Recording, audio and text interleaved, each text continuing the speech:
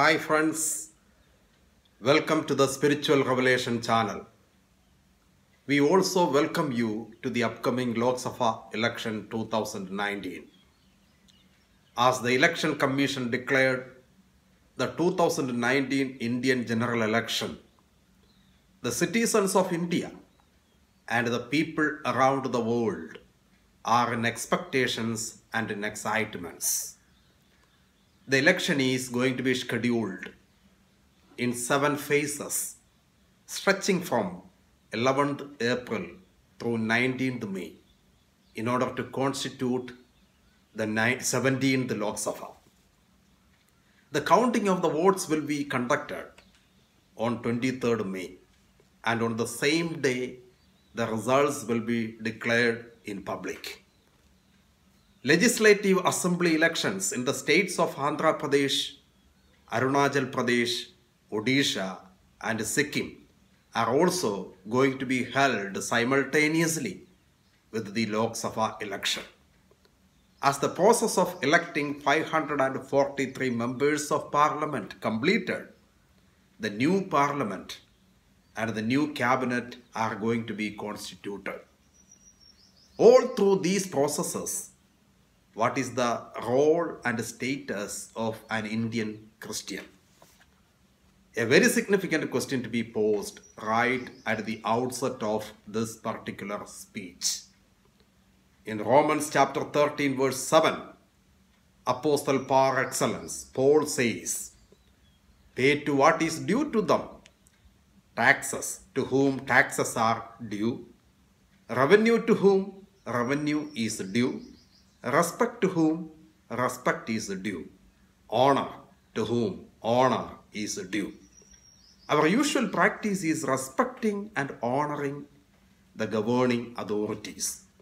By casting our votes rightly, we can express our feelings and our disagreements to the governing authorities. Paul again says in 1 Timothy chapter 2, verses 1 and 2, supplications, prayers, intercessions, and thanksgiving should be made for everyone, for kings and all who are in high positions, so that we may lead a quiet and peaceable life in all godliness and dignity.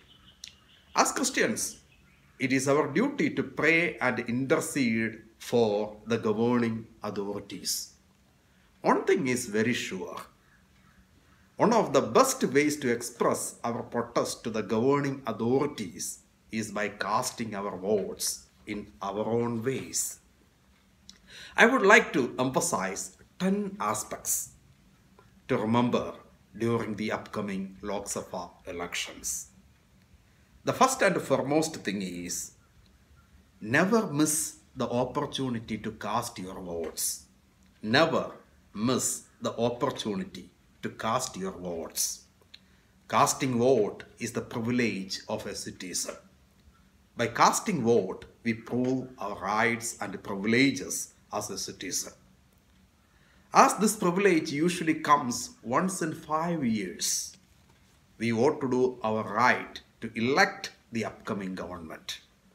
In the case of voting, we cannot wait for another opportunity, but rather we need to make use the current available opportunity. The second important thing we need to remember is, vote for a secular party rather than going for a religiously oriented party. In the current scenario, it is better to opt a secular government at the center, as religious fundamentalism, religious communalism, and politicization of religion are at the peak in today's context. It is better to opt a party or parties who follow the secular nature. In that way, we can redeem our government from politicization of religion and at the same time, religionization of politics. The third significant aspect we need to remember is opt for a party that safeguards minority rights. Opt for a party that safeguards minority rights. In recent years, minority rights are almost always at stake. The claims like Christians are foreigners and not real Indians are to be reckoned seriously at this particular juncture. A party that cannot tolerate minority rights cannot tolerate their rights after forming their government. In that sense, minority communities of the country should wisely use their right to vote at this particular juncture, especially in the election in 2019. The fourth aspect we need to remember is opt for a candidate or a party that respect the Indian Constitution. A party that cannot respect the Constitution of our country cannot respect the rights of the citizens. As the Indian Constitution gives rights and privileges to all the citizens to profess and propagate their religion, those constitutional rights are to be respected and sustained.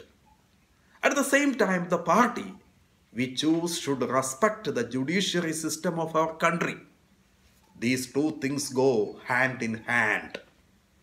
The fifth aspect we need to remember, or I would like to foreground, is opt for a party that safeguards democracy.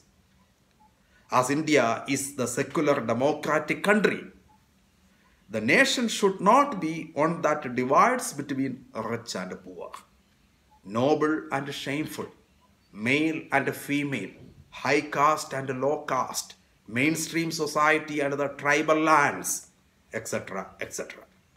All the people should get the same rights and same privileges. Political parties do not hold on to these, cannot respect the citizens of India, irrespective of their various backgrounds.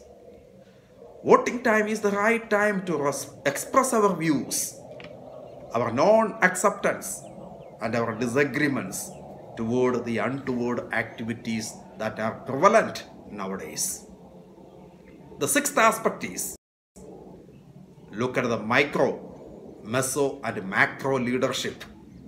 While micro leadership is all about the candidature of the constituency, meso leadership is about the state level leadership.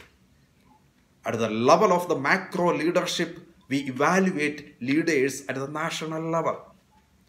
Evaluate the leaders who represent various parties at the micro, at the meso, and at the macro level before we take a decision to vote. The seventh aspect is have a comprehensive analysis of the previous regime or the previous leadership of a party that we are choosing. Evaluate the candidates and parties on the basis of their previous performance, how they executed people-friendly laws, and how they sustained peace and order at the multi-layered levels of the country. These are some of the significant aspects we need to evaluate in the process of electing a new government. Eighthly, read the election manifesto of the party or of the parties. By reading the manifesto of a party, we can come to the point of that party's promises and the prospects. Also evaluate one party's manifesto on the basis of other party manifestos. Evaluate how they executed their previous election manifesto. Are they trustworthy? These are some of the significant questions we need to pose in that process. The ninth aspect we need to highlight is choose a moderate party. Don't go for either the minimalists or the maximalists. Extreme views and propositions are either impossible or untrustworthy. Whether it is a minimalist party or a maximalist party, a moderate candidate and his or her views would be a better option. That has to be evaluated from various angles. The last and the foremost thing is encourage others to vote. We should encourage others to vote, those who are representing our locality and in our influential areas of vote and life. It can be done either by words of mouth, telephone messages, WhatsApp, or other social media. It is our duty to conscientize our relatives, friends, and our country members to vote for a right government. The above stated aspects should be analyzed and evaluated in the process of voting. Let us make use of our intelligence to evaluate those and other aspects in order to choose the right candidate and to bring a right government at the center. As Christians, this is the right time for us to show our power, our opinion, our disagreement, and to choose the right people at power and at the center. Dear friends, let us go to the polling booths and rightly exercise our rights for the betterment of our country, our future, and our own prosperity. Let us see in the polling booths. May God bless all of us. I will come up with another video very soon. Until then, bye.